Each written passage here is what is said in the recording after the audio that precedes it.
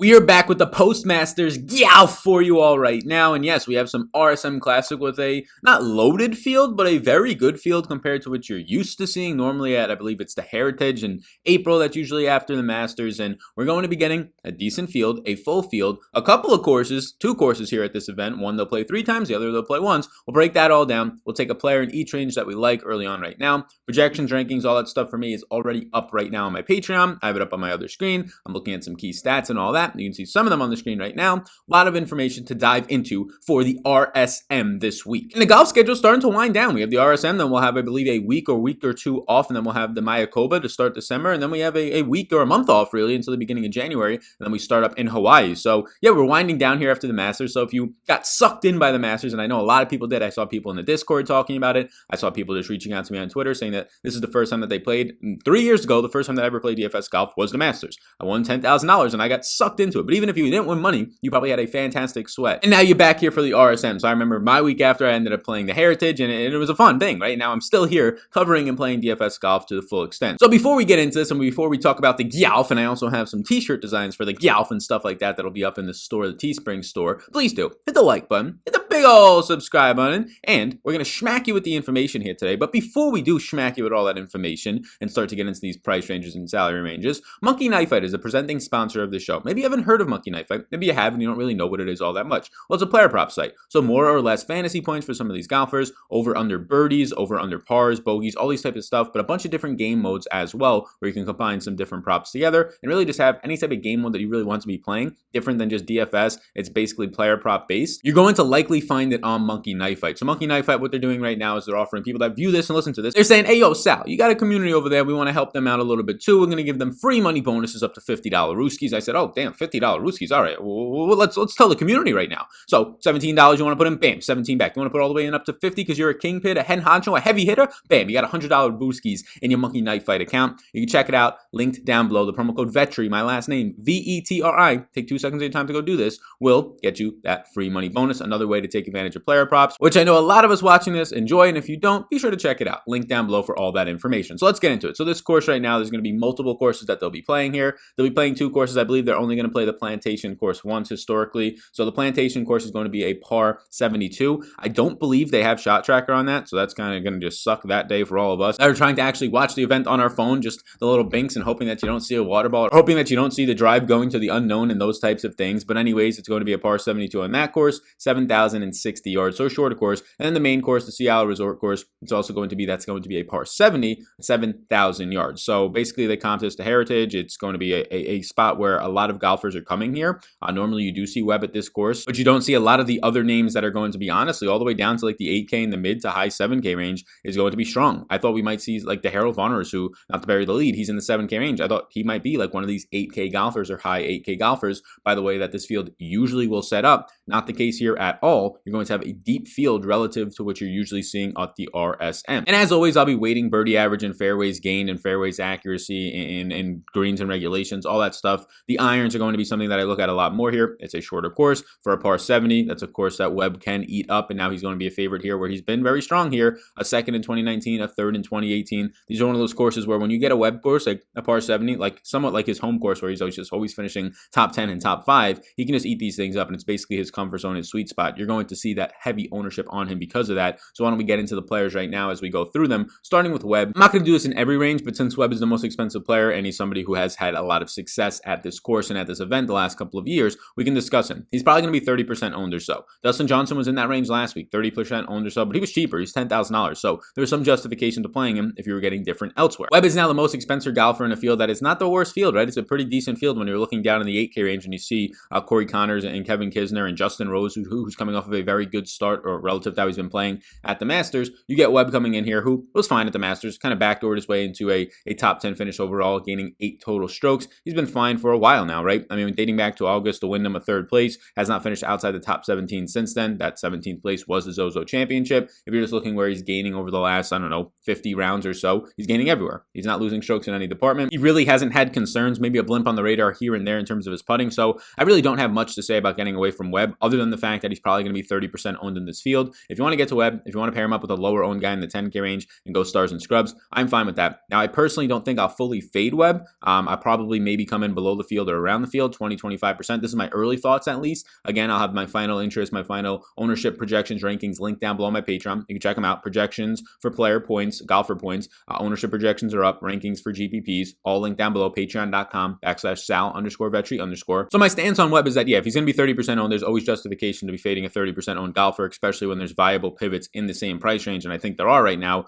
Sanjay coming off of the best form we've seen in a while. Terrell Hatton is somebody that we'll talk about, as you can see if you're watching on the YouTube version, that I have as a yes, the only guy that I currently have as a yes in this price range, because I think the ownership based on the projection are fine for him right now. We'll see if that changes. So Webb, fine, neutral. If anything, I probably lean to not get there just because of ownership, and I usually tend to stay away from ownership when I can. But if you're going to be eating ownership, it's fine to do it on the guy who looks like he's one of the most consistent players in the field and one of the best players in the field, most expensive guy, Webb Simpson. So now we can get to the guy that I actually want to play the most as of right now early on, and it's going to be Hatton. Hatton's been a guy who, well, right now, still top 10 ranked player in the world. I believe only the two top 10 ranked players in the world are Webb and Hatton. That's based on yesterday's update on the latest. We don't know where he lost strokes because we don't have any type of shot link stuff when it comes to the Masters, but he did lose 4 strokes at the Masters and he missed the cut there. So I'm hoping that that reduces ownership here. I don't know how much it will though, because he was coming off of hot starts, a 3rd, a 28th, and a 7th at the Houston Open. He was playing fine. I mean, his around the green game was the main concern. I'm not as concerned with that here. Off the tee is still fine. The approach play is something that you want to be looking for, and the approach play for him has been fine. We don't know really how it played at the Masters all that much in terms of strokes gained, but we know that historically he's going to be a very good approach player. I mean, his last overall 50 rounds, he's 4th in this field in approach, 5th in ball striking overall. The tee to green game is fine. So I'm fine getting here, and I'm hoping that this missed cut, I'm not really going to look at it too much. It's the Masters. People missed the cut there, right? It's a difficult course to begin with, and the new cut rules made it so that more people missed the cut than usual, just top 50 instead of top 50 in ties, plus also them having within 10 strokes of the lead. So Hatton at 20-1 odds to win this thing. I actually think that Hatton's odds are, I mean, Hatton's odds tell you that he should be probably $11,000. Sanjay's kind of getting that post-Masters bump, I would say, just being right there in the top 5 on the final day, seeing him a lot more on TV for most people. I think he's getting that bump because the books know people will take that money. So right now for me, Hatton is the guy in this 10K plus range that I like the most. I think you're getting a very fair price on a guy who should be $11,000. Coming off of the missed cut at the Masters, I think it's going to reduce a lot of stuff for him, but I'm fine getting to Hatton. He's my favorite play early on in the 10K plus range. Let's scroll now down to the 9K range, where there's going to be a couple of guys that I like as of right now. So this can change depending on when you're watching this, and then you can just disregard whatever I say. As of right now, Niemann, who had to miss the Masters because of COVID, is going to be in this field. He has not taken himself out of the field as of Tuesday morning. He was put in this field over the weekend, and he's still in the field. So I'm just going through with the assumption that he has passed COVID tests, or he expects to, and he's in this field. If he doesn't and he's withdrawn, well, then you can just skip the next minute or so. But Niemann is somebody who's been trending in the right direction, and Niemann is somebody who, in my opinion, is going to fit this course that I want to see. Somebody who's going to be fine with the iron play, somebody who's gaining strokes on approach and basically like his last 2 rounds, but outside of just some small blimps on the radar at the Tour Championship, the US Open to an extent, he's been fine with the irons. That's how we know him to be. Off the tee game has been okay. It comes down to, can the guy putt? Now, last time we saw him putting, lost a stroke and a half. It's going to be very random, of course, but before that, he was gaining strokes in basically 4 out of his last 5 events. So some things start to be settling out a little bit for Niemann in terms of winning an event. This price point, we don't need him to win an event. 40-1 to win the event in the Vegas odds, $9,100. I like Niemann because he's sort of a mystery. All week long, he'll kind of have the questionable tag by him potentially on DraftKings, or people will just know that he had COVID and maybe he won't be back in time. So I think it's going to just stunt the ownership to an extent, which makes me like Niemann a little bit more at this $9,100 tag, which I think you get a nice ownership discount on him, one. But I also think that the price point's fair. I don't think that it's too cheap. I think that it's fair. And if the ownership is going to be low, it's a spot that I'm going to jump to, as people are probably going to jump to name value of Jason Day. Harris English has been very good overall, number 2 in overall total gain strokes for the last 50 rounds. So that's somebody that people will look at. People always get to Matthew Fitzpatrick at $9,900 because he's just steady, number 5 overall in total strokes gained. I believe he's also right now ranking in short game 4th overall in this field. So I like Niemann. And then I'm going to get to Sebastian Munoz, who's somebody that can probably pick up more ownership as the week goes on, because we said it before the Masters last week. He's playing the best golf that this guy has probably ever played in his entire life right now. And he backed it up with a top 20 at the Masters. I mean, everything's looking great. He went back-to-back top 8s at the BMW and the Tour Championship. And as of late, 23rd, 27th, a 9th, a 14th, and a 19th.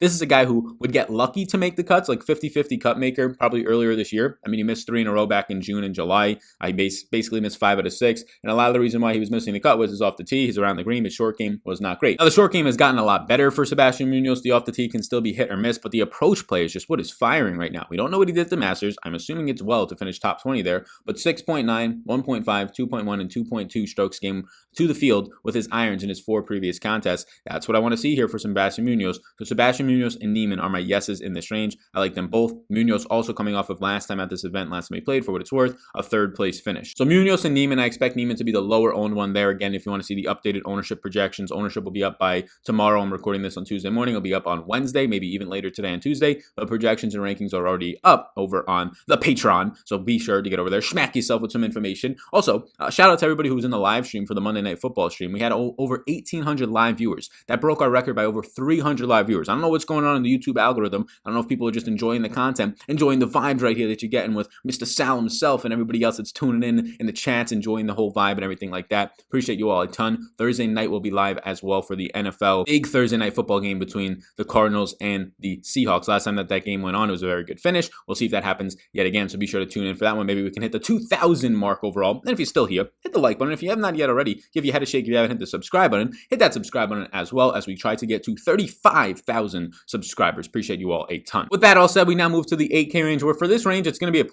pretty clear-cut guy, and as early ownership comes in, it's nowhere near finalized at all right now on Tuesday morning. I expect ownership to kind of pile on a lot more as more information comes out, more people start actually playing and simulating their lineups and optimizers, so more data is going to be in some of these ownership projections. I think Justin Rose continues to be higher owned as the week goes on, but right now he's not picking up all that much ownership, and we're starting to see a pulse out of Justin Rose. We saw it at the Zozo to an extent, but we were saying, is that real? He gained 4 strokes with the putter. He finished top 20, 17th overall, but he basically did nothing everywhere. He was neutral, but then he got hot with the putter, which is not something that we've been able to consistently rely on from Justin Rose, I would say, over the last year or so. But he gets hot with the putter, and then he comes in at the Masters. We don't know how he did it, but he was playing consistent all around from when at least I saw him, and he gets a top 25 at the Masters, 23rd overall. Now you get Justin Rose in this price range of $8,400. Now there's a downside that he could have been hot with the putter again at the Masters, and we don't know that, and that's the big concern here, maybe the risk. But if the ownership stays, I would say, below 20%, if it's going to be around that average 12 to 15% range, I'm okay with Justin Rose. If it starts to come to 20 to 25%, there's a lot of pivots in the range. You have Ian Poulter in the range. And Kisner's interesting because it's a shorter course, and he becomes a lot more live and in play to actually win this event at this point. Kisner's 40-1 to win this thing, but so is Justin Rose. I think Justin Rose is probably about $300 to $400 underpriced right now at this point. So I do like Justin Rose at this point. He'd probably be the guy that I want to get to the most. I do like Dylan Fratelli. Is going to be low owned. He's priced up, and he's coming off of a fantastic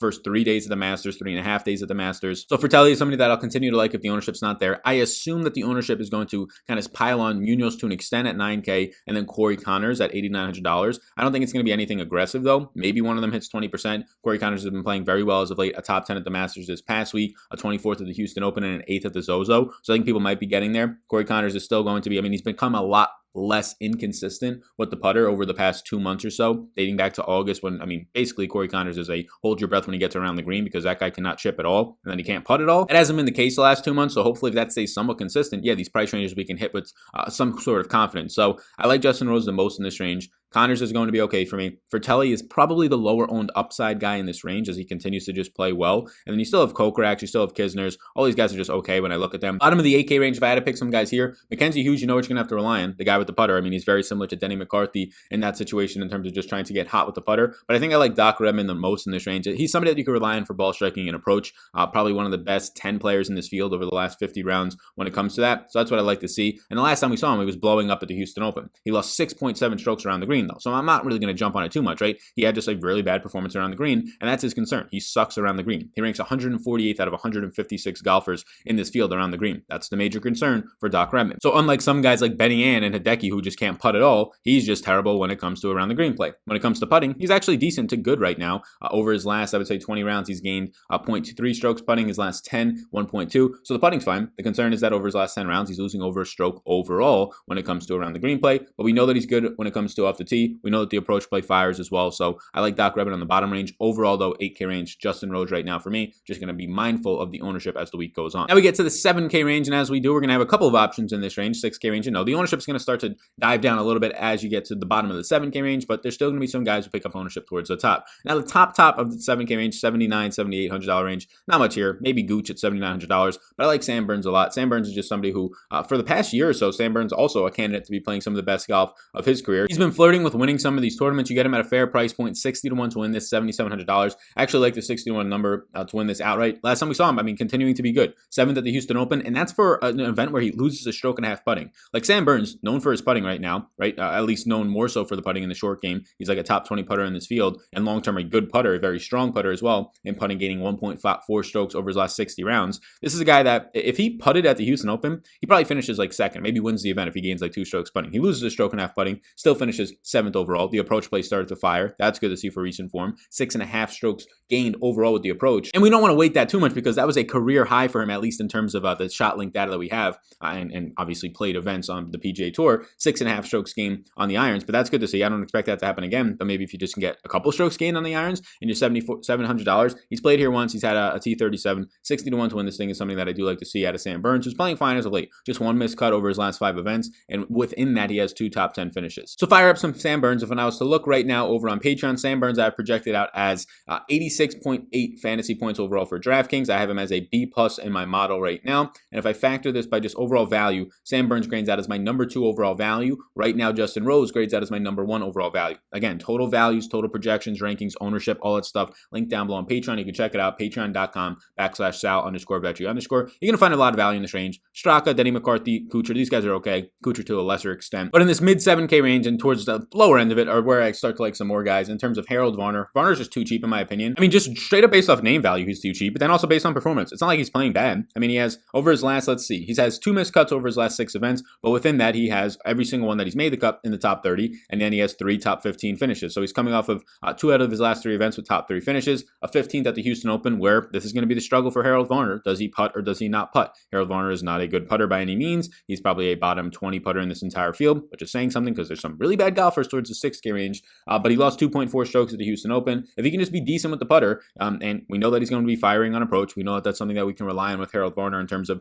ball striking and approach, borderline, potentially when he's hot, one of the 5 best players in this entire field. So Varner is a guy I assume picks up ownership, but again, he's $7,400. How much can he pick up? Does he get to 20+%? I don't think so. Does he get to 12 to 15? Maybe, but I'm okay to eat that if I'm getting different elsewhere. So Varner at $7,400 is a guy like there. JT Poston would be the guy next up. Adam is a yes, but that's too aggressive. So he was the guy that a lot of people at value liked at the Masters, ends up missing the cut there. We don't really know how he did it. He finished top 20 at the Houston Open. He's been playing well, 3rd at the Sanderson Farms. He's going to be somebody that I have interest in, just not a ton of overwhelming interest. Like him and Maverick McNeely, they're guys who can putt, right? They're guys who can putt. He's probably a little bit better than McNeely in some areas as well in terms of ball striking, but it's nothing aggressive by any means. So I would say that those guys look pretty similar. If you're going to get the ownership on Poston like it currently seems like it, based on these Tuesday runs of ownership, if that holds up and he's going to be double-digit owned, I'm just going to full on fade JT Poston at this point because there's a lot of guys just right around him that look very similar, if not better. You have Wyndham Clark, who's going to look similar from a skill set standpoint. Mav McNeely looks similar and better in some instances, like in the short game. So I can get away from that. I could just load up a little bit more on Harold Varner, load up a little bit more on some of the guys in the upper range of this, like Sam Burns. So the bottom of the 7K range, there's not much more down here. I have interest, of course, in Griot and Cam Davis and Cameron Chingali. There's a bunch of guys down here that I will have interest in, but I'm not going to have overwhelming desires to just jump on them and get to them at these price points. Bottom of the 7K range is just a bunch of middling interest, Will Gordon, Keegan Bradley, stuff like that. I could probably do without a lot of these guys. So now we get to the 6K range where there's a couple of guys that I have interest in, a couple that are going to maybe spike up to be yeses right now early on for me. So let's break it down into them. And before we do, like and subscribe as we keep going. If you're listening on the podcast version, if you leave a 5-star rating and review, it takes about 30 seconds. Subscribe as well. You'll be entered into a chance to win a weekly $50 raffle giveaway. Just leave a way for me to contact you, your Twitter and email, whatever it is, towards the bottom and the end of your review. You can do that on the Apple Podcast app or store, iTunes, all that type of stuff. You can find out the Sal Vetri Show on your Apple devices. If you're on an Android device, you can use it over on Stitcher. So now let's get into this bottom of the 6K range right now, or the top of the 6K range that is. Guys look decent here. James Hahn is somebody who's popping out for me, at least in my projections right now. If I pull up my projections, James Hahn is a guy who's going to kind of pop up somewhere in like that top 15 overall value. And look, these guys below 7K, really not going to pick up ownership. Maybe they get to like 5% owned in this field. That would be high. None of these guys, like if they have yeses, that does not mean they're better plays than the guys in the 8 and 9K range or 7K range.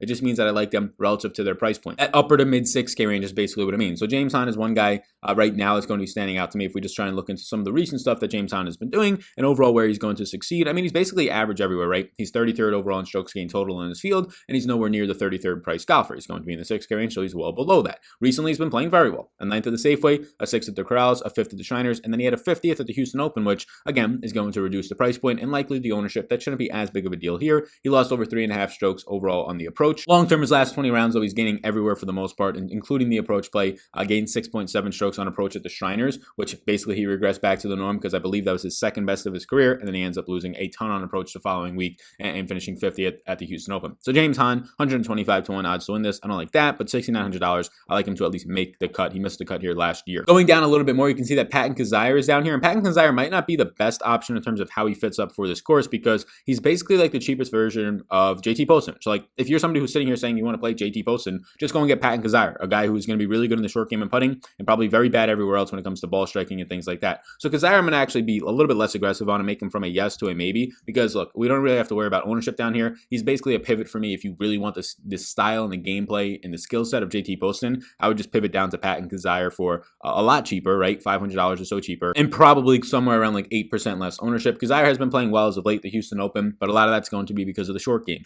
He gains 4.5 strokes in the short game. He gains strokes everywhere, so that's at least good to see. Maybe we can jump back on him because he's so cheap here. Again, I would prefer James Hahn. So he's going to be somebody I still want to get to. The putter is going to be the hot thing that you see. It's basically his best weapon right now. The approach play can come and go. It came in his last event, but I don't want to just be jumping on that just to say it's going to continue to happen. A lot of guys in this range that just look okay as like fill-in spots. Patrick Rodgers also fits that mold, but to a better extent of being a good putter, but also has other situations where he's going to be good and kind of can bail you out. Most notably off the tee for Patrick Rodgers. You go down a little bit more. Lucas Glover, Rory Sabatini, Doug Ghim is projecting out pretty well in my projections right now. It's sort of I don't know if it's a course fit thing or what it might be. He looks very good on SuperDraft for a 1.55x multiplier. So does Taylor Gooch at $7,900, which we talked about on the previous page. But Doug Ghim projecting out for me decently. I don't know if I just trust him auto blindly on that one, but let's look at what Doug Ghim's been doing recently because it's kind of concerning, I guess you can say, because he looks like a top 10 value. That doesn't mean a top 10 overall play, but just point per dollar value right now. He is grading out pretty well for me. So this is where he's been finishing. He's been playing well, right? I mean, spotty starts overall, like a month apart for all these. 14th at the Safeway, misses the cut at the Corrales, which was a pretty easy event. 23rd at the Sandersons, and a 14th at the Bermuda, where we did not have shot link tracking. We didn't have it at the Corrales either, but it seems like, I mean, he's been doing decent. He's popping up with these missed cuts in top 20s. Basically, he has top 25s everywhere over his last 6 starts, or he's missed a cut. So he's missed 2 cuts, and he has 4 top 25s. So yeah, Doug Ghim's popping up. Recent form is going to be something that checks off, so maybe we get a little bit of Doug Ghim. If I run the optimizer right now, I definitely will. I don't know if I'm going to manually change anything, but we'll see as the week goes on. Bottom of this range, as we get to it right now, you can see there's some guys, Scott Stallings, a bunch of guys in here that'll just have some interest in. None of them stand out above the rest outside of maybe Doug Ghim, Rory Sabatini if you're going really long-term form, but the short-term form has not been there. Jason Hadley, John Huh is somebody who's standing out for me too from a point per dollar perspective as like a top 20 play, grades out a little bit better than some of these other guys. Let's now move to the suckers range of below $6,500 where you might have some guys. There's actually some guys at the really cheap range that I would say are at least playable more so compared to some weeks. Up top, there's just some guys who look okay. Like Jason Duffner continues to be just priced as if he's like not a golfer, although he's a decent golfer. And in this type of a field, I thought we might see Duffner priced a little bit higher up. The guy cannot putt to save his life, but I mean, he's a top 20 approach player over his last 50 rounds. Ball striking is fine. The problem is he's just not playing well at all right now. 3 out of his last 4 events, he's missed the cut. And the one where he makes the cut, he finishes 58th at the Bermuda. Before that, though, 2 borderline top 30s, basically 3 over his last 4 events. So Duffner's a guy that at least stands out to me as, look, he has not been good recent form-wise, but if you just want to bet on a guy's talent over his last like 50 rounds or so, he's been good. The putter is going to be something that's always going to be bad, but he's been good when it comes to just tee to green play, things like that. Can you get him through the cut at 6,400 with some upside? He's missed the cut here in back-to-back years, so he'll be in my player pool, not somebody who's a strong interest. Same things can be said for Vaughn Taylor. He has 2 top 10s in this event over the last 3 years with a cut sandwiched in between there. Vaughn Taylor's just going to be an average player everywhere. You're kind of going off of course history. Nick Watney, JJ Spawn stand up, and then you get to some guys who at least like look decent for their price range. Chase Seifert's going to be somebody that's played here a couple of times now, made the cut both times that he's played here. Jay Seifert is a very cheap option, $6,200. He was getting popular over like the middle time of the summer. Not popular, but like relative to what his price point was. He's coming off of back-to-back missed cuts, but that's what you're going to get. You're going to get missed cut being the higher upside when you're in this price range. Like your make cut equity is probably like 48% instead of like 52%. Like a lot of the guys in the upper 6K range. So for Chase Seifert, look, he's coming off of a lot of missed cuts in a row with a couple of made cut sandwiched in between there. Seifert at $6,200 is an option down here if you really wanted to punt it and go 2 studs. Again, I don't think you have to be living down here. Mark Anderson and then Sam Ryder. Sam Ryder's $6,000 flat. Again, these are guys that if you're just trying to punt and literally hope that they make the cut, but minimum price if you're trying to play 2 studs and then even maybe like an 8K range guy, Sam Ryder's at $6,000 flat. Sam Ryder has literally missed like 90% of his last like 20 events in terms of missing the cut. He had a 7th at the workday in July, and then he popped up and made the cut at the Corrales. Outside of that, he's basically missed every single cut since the middle of June. So Sal, why do you put him on here? He's missed both cuts at this event. I'm only putting him on here to identify guys that I know I always get the question, is there any minimum price golfers that you would play this week? Probably the answer is no, but if you put a gun to my head and made me forced to choose one of these guys at minimum price, I'd probably take Sam Ryder. And just pray that his low make cut equity of probably like in the low 40s at this point is going to be enough for you in this event at $6,000. But that's where we're at right now. That's covering the RSM. This is the second to last event of the PGA season of 2020. And then we start off, I believe, in Hawaii, maybe the Sony. I can't remember what's the first, or the Tournament of Champions in Hawaii, both of those events. In 2021, at the beginning of January, we have the Mayakovah at the beginning of December. All my tools and projections, rankings, ownership, all that stuff can be found on Patreon down below. And if you want to support the sponsor of the show, my last name, Vetri, Vetri on Monkey Knife Fight, go play some player props. Smack you with the information. Now go play some player props. Have some fun with that. Have some fun with DFS this week. The RSM starts on Thursday morning. We will not have a live stream for it this week, but please do, before you go, hit the like and subscribe button. Appreciate you all in advance, and I'll see you all in the next one. Bunch of football content coming out this week, and we're about a month away from the NBA, so be sure to like and subscribe and hit that little notification bell so you can be notified of when I'm going live on Thursday, Sunday, and a bunch of other content that drops. Thank you, everybody, and we will see you all in the next one.